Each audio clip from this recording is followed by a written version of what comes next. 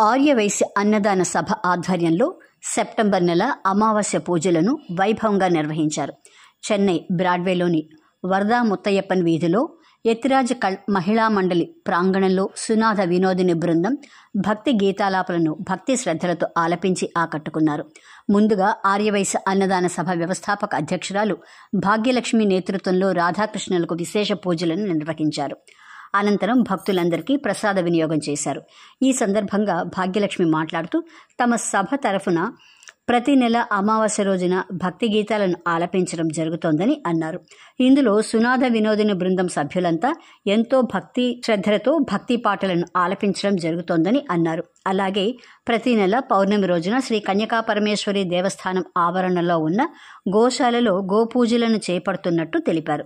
తమ సభ తరఫున మరింతగా ఆధ్యాత్మిక కార్యక్రమాలను నిర్వహించేందుకు వీలుగా దాతలు సహకరించాలని కోరారు.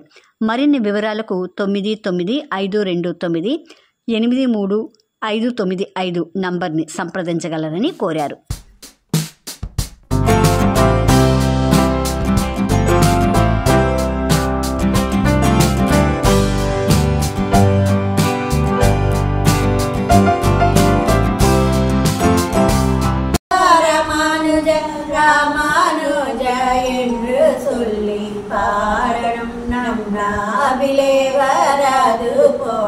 నెల్లవరోడు శరణం